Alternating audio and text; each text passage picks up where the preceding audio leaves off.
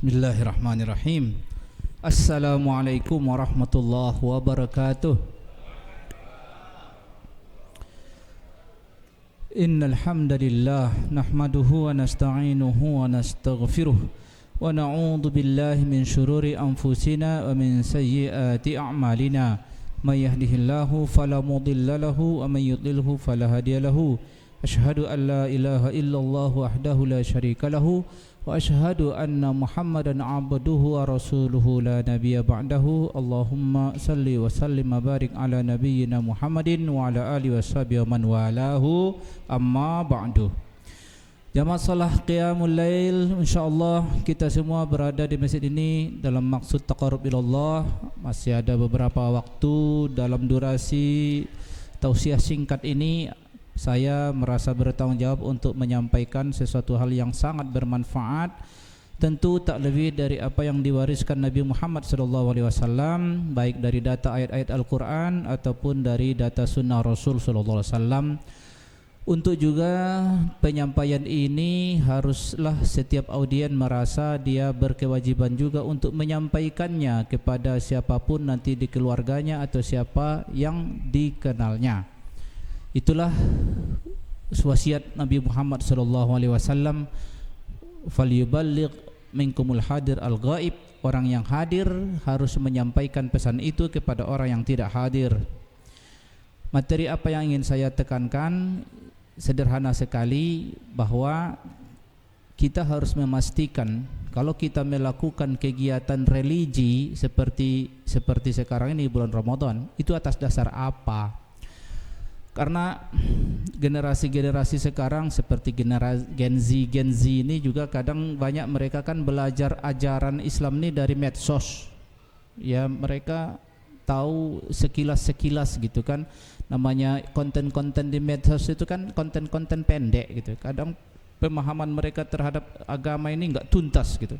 Jadi perlu kita merasa bertanggung jawab untuk saling mengingatkan anak, ponakan, siapa yang kita kenal dalam keluarga kita, yang bisa kita sampaikan kepada mereka bahwa kita menjadi muslim, menjadi umat Nabi Muhammad ini, menjalani kegiatan religi ini bukan karena memenuhi kebutuhan.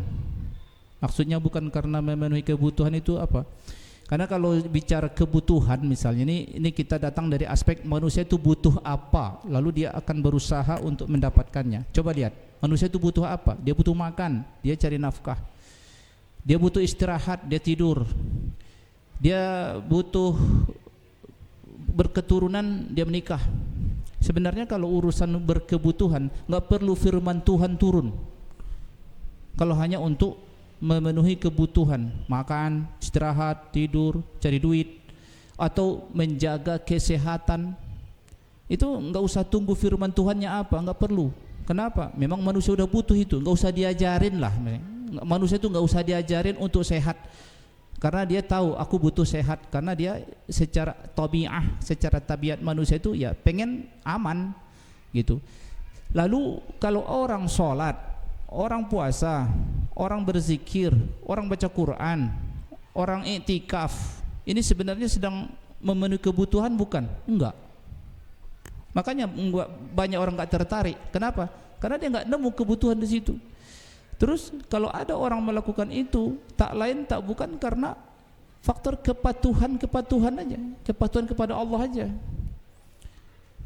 Coba, kalau kita bicara kebutuhan, yang kebutuhan itu ya makan, tempat tinggal, ya kan, menghadirkan tempat tinggal, kebutuhan untuk kebersihan, kebutuhan keamanan, kebutuhan untuk bersenang-senang, kebutuhan hiburan, kebutuhan istirahat, rehat, healing dan lain-lain. Itu namanya kebutuhan. Karena apa? Manusia itu nggak usah diajarin, memang dia punya kebutuhan gitu. Tetapi kalau kita sholat, kita kayak gini sholat beberapa rakaat gitu kan, itu kebutuhan, bukan. Terus karena apa? Karena kepatuhan. Nah, jadi kalau diurut nih, kepatuhan itu yang pertama ya kepatuhan kepada Allah.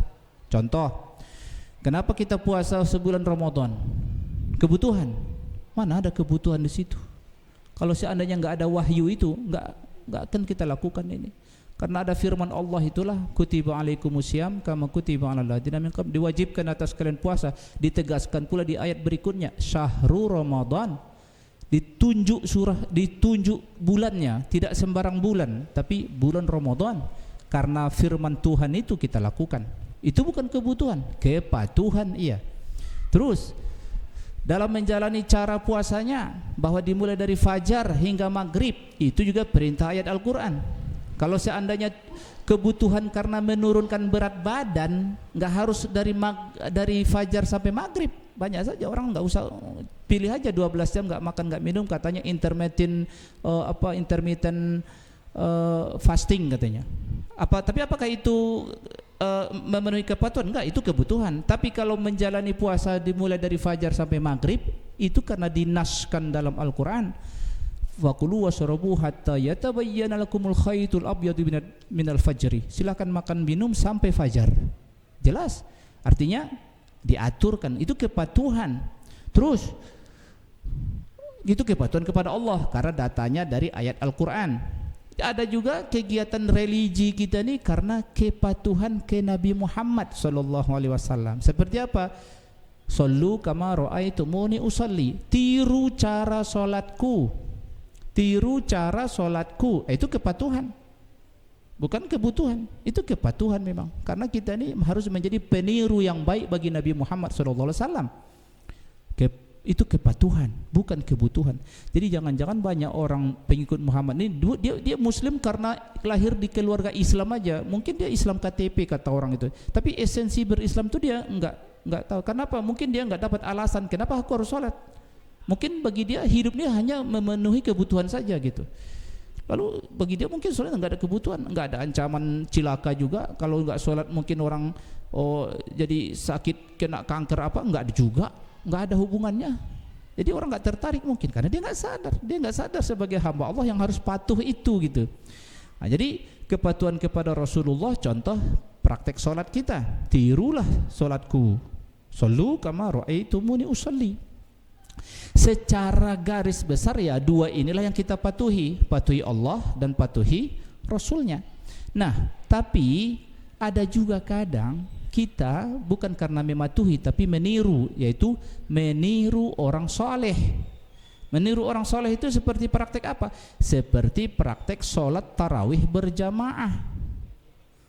Kita tanya nanti, ada nggak perintah Rasul? Nggak ada. Ada nggak di masa Rasul? Nggak ada. Tapi kenapa kita berjamaah sholat qiyamul lail ini setelah sholat isya, sholat sunat itu sama dengan sholat malam gitu kan? Kenapa berjamaah? Siapa yang kita tiru? Murid-murid Nabi Muhammad SAW. Mereka orang saleh.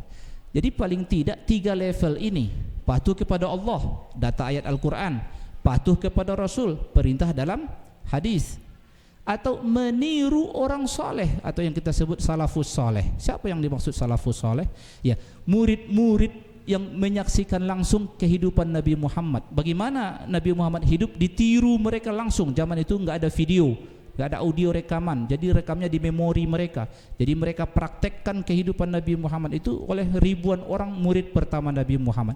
Orang yang tak sempat ketemu Nabi Muhammad, contoh hidupnya, ajaran ini mereka tiru dari murid-murid dari Nabi Muhammad. Itulah makanya ada konteks kita menjalani ajaran ini juga ada kita pertimbangkan. Itu apa? Meniru kegiatan salafus saleh. Nah, itulah salah satu contoh yang kita hidupkan di tengah kaum muslimin ini. Solat 2 rakaat, solat berjamaah, solat sunat, solat tarawih di bulan Ramadan saja kita lakukan dan tidak kita lakukan di bulan lain. Karena apa? Meniru murid-murid Nabi Muhammad SAW. Sebatas itu saja. Itulah kita berislam ini. Jadi jangan lupa, berislam ini secara umum adalah kepatuhan. Kalau toh ada perintah-perintah Rasulullah SAW terkait masalah keperluan kehidupan kita, itu memang karena mengingatkan betapa Nabi Muhammad SAW itu berada tidak cuma untuk urusan akhirat, tetapi juga untuk urusan dunia. Contoh, saya bacakan satu hadis ini penting buat kita. Dalam sebuah hadis ini ada di kitab Riyadhus Shalihin, hadis nomor 223. Wa anhu an Abi Hurairah qala qala Rasulullah sallallahu alaihi wasallam man marra fi syai'in min masajidina aw aswaqina wa ma'ahu nablun falyumsik aw liyaqbid ala nisalya bi kafi aw yusibu ahadan minal muslimin minha syai'. Apa makna hadis ini? Ini buat kita ingat. Ini pesan apa? Ini kalau dari narasinya nanti nggak ada urusan akhirat di sini. Coba lihat. Siapa yang ada di masjid kami atau dia berjalan di pasar kami dan dia punya anak panah, maka ujung anak panah itu harus dipegangnya atau ditutupnya sampai jangan melukai kaum muslimin. Nggak ada kebutuhan akhirat di situ. Tapi urusan keamanan manusia. Dia zaman dulu orang nggak bawa pistol, tapi bawa panah. Nah, bawa panah kata Rasul, jangan nggak ditutup itu. Kalau bawa pedang pakai sarung. Apa ajarannya di situ? Pertimbangkan keselamatan orang lain, jangan untuk dirimu saja. Oh, sekarang kita nggak pakai panah, nggak pakai masalah pedang. Terus apa? Praktekkan ke dalam kehidupan. Kenyamanan sesama umat ni pun, sesama pengikut Nabi Muhammad, sesama manusia ni pun diarahkan oleh Nabi Muhammad dalam hadis yang sangat sederhana itu apa? Berarti dalam bentuk pengamalannya sekarang, kalau punya kendaraan lampunya terlalu silau, itu nggak sesuai sunnah Rasul. Dia bikin atau dia naik motor nggak pakai lampu di tengah jalan, lampu jalan juga tak ada. Itu bisa membahayakan orang lain kalau tidak membahayakan dirinya sendiri. Jadi seharusnya itu nggak perlu wahyu untuk mengingatkan itu. Akal sehat pun seharusnya bisa dipakai. Tapi kadang orang ini nggak pakai akal sehat. Akhirnya Nabi pun menasihatinya. Seharusnya kan nggak perlu akal sehat itu. Ngingatin kalau jalan naik sepeda pakai lampu lah sedikit supaya orang lihat bahwa kau ada, atau jalan sendiri jalan kaki, jangan nggak ada tandanya kau berjalan di tengah yang gelap. Nanti ada orang naik kendaraan agak melaju, dia kaget, kau celaka. Dan betapa banyak kecelakaan itu karena kelalaian, karena tidak ada kepedulian terhadap keamanan orang lain. Nah, kadang untuk urusan-urusan kayak gini kita pakai hadis juga, supaya mungkin kalau nggak pakai hadis nggak tertarik dia. Kalau disebut ini kata Rasul begini, oh iya ya, baru dia sadar, oh penting juga kita mengamankan supaya orang nggak celaka gitu. Jadi ini kehidupan kita sekarang. Jadi sudah sesuai dengan semangat sunnah Rasul lah. Kalau misalnya sebuah produsen mobil itu dibikin standar silau lampunya seberapa, lampu belakangnya, lampu remnya jangan lampu yang menyilaukan orang di belakangnya, ada standarnya. Karena apa? Memikirkan safety. Jadi masalah faktor safety itu pun bukan tidak diatur oleh Nabi Muhammad, diatur. Cuma kita tinggal kembangkan saja dari data-data hadis tadi. Tadi di hadisnya cerita anak panah yang kalau kesenggol orang bisa luka, atau apalagi kalau ujung anak panahnya beracun, celaka orang. Maka kata Rasul, tutup, pegang, artinya amankan jangan sampai terluka orang lain. Itu pesannya, pesan pokoknya. Tapi silakan kita, apa maksud Rasul di balik pesan itu? Jangan kamu menjadi penyebab kecelakaan bagi orang lain. Nah ini hal-hal semacam ini ya untuk urusan dunia sebenarnya, itu untuk urusan dunia. Tapi kalau kita melakukannya karena ada pesan Nabi Muhammad, oleh karena itu apa kesimpulannya? Kesimpulannya setiap kita melakukan kegiatan ibadah, nah ini ibadah itu karena berbasis wahyu. Nggak ada ibadah kita tanpa wahyu. Semua ibadah ini karena wahyu. Sejak dari wudu, nggak usah wudu dulu, menghilangkan najis dari badan itu karena faktor wahyu. Ada petunjuk dari Nabi Muhammad sehingga kita bilang air kencing itu najis, muntah itu najis, darah itu najis. Ini faktor wahyu, sehingga kalau ada benda-benda itu nggak bisa kita buat sholat. Terus kita disuruh wudu, itu juga perintah wahyu. Terus kita disuruh mandi wajib kalau habis hadas besar seperti keluar mani atau habis berhubungan, atau perempuan habis haid dan nifas, itu karena perintah wahyu. Itu ibadah. Kita melakukan itu bukan karena kebutuhan, tapi karena apa? Kepatuhan. Terus kita sholat 5 waktu karena apa? Kepatuhan. Kepatuhan kepada siapa? Kepada Allah, bukan kepada orang tuanya. Anak-anak tolong diingatkan, kau sholat ini bukan kepatuhan kepada orang tuamu, tapi kepatuhan kepada Tuhanmu. Terus apa lagi? Kita bulan puasa Ramadan ini puasa karena kepatuhan.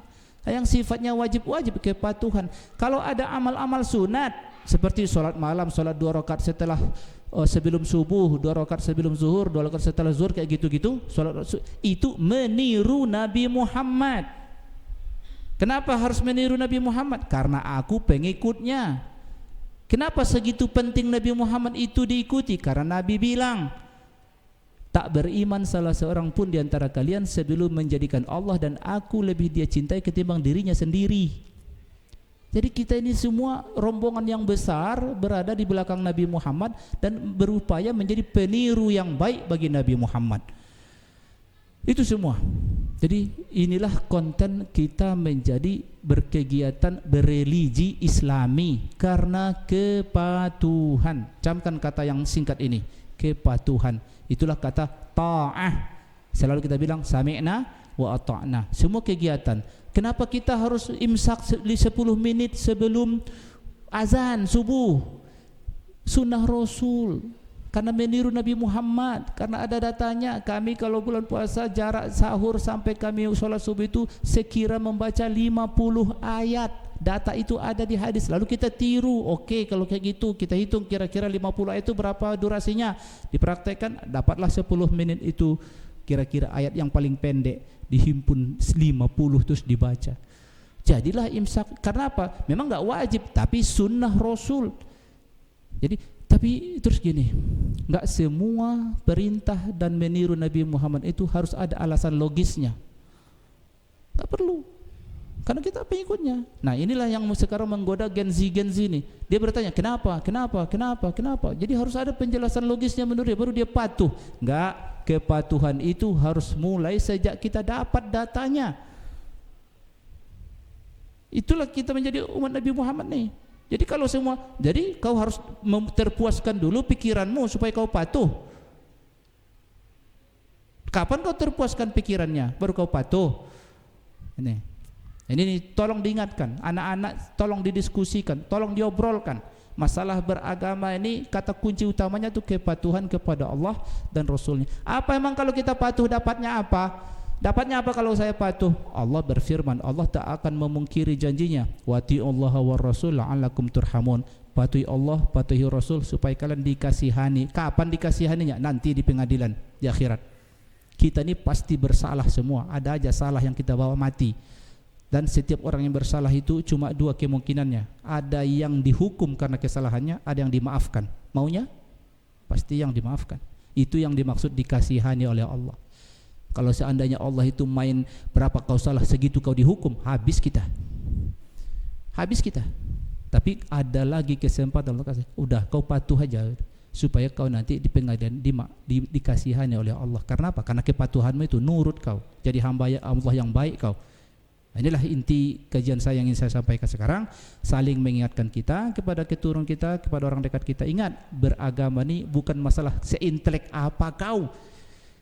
Ada kemarin orang bertanya, Ustaz, sebenarnya ilmu ini apa bedanya ilmu agama dan ilmu? Apakah hanya ilmu agama yang mulia itu? Aku bilang enggak. Secara umum ilmu itu dari Allah. Ilmu itu mulia semua. Tapi kalau ditanya ilmu yang paling bermanfaat, jawabannya ada, yaitu ilmu yang paling membikin orang itu takut kepada Allah. Nah sekarang kenyataannya semakin intelek orang itu malah banyak semakin tak takut kepada Allah. Semakin tak masuk akal baginya ajaran agama ini, terus dia enggak tertarik. Terus dianggapnya lah macam-macam, mabuk agama lah, dikata-katainya lah orang nih yang disebut mabuk agama lah, yang disebutnya pemilik kunci surga lah, kata-katanya. Tidak, padahal orang ini sedang menjalani kepatuhan kepada Allah dan Rasulnya. Kenapa? Dia mungkin dia merasa intelek aja. Dia lihat orang yang patuh ini tidak ada alasan, dianggapnya bodoh kita ini semua. Nah, kita melakukan ini karena prinsip sami'na wa ata'na, dan kita sebagai follower Nabi Muhammad menjadi peniru yang baik bagi Nabi Muhammad SAW. Bahkan dari urusan yang kecil-kecil. Ini lihat Pak Haji Torik nih, dia taruh sesuatu di atas apanya nih? Apa namanya itu yang di atas bahunya Pak Torik? Sal. Orang kira biar nampak religius. Enggak. Karena ada hadisnya. Kalau ada hadisnya, jangan kalian sholat kalau enggak ada sesuatu di bahu kalian. Ada hadisnya. Tapi harus, ya enggak. Tapi kan paling tidak ada semangat meniru Nabi Muhammad. Ada datanya. Jadi Itulah berhidup beragama nih. Oh, Ustaz pakai gamis nih karena apa? Karena Nabi Muhammad juga pernah biasa juga pakai gamis misalnya. Jadi kita nih hidup menjadi peniru Nabi Muhammad aja.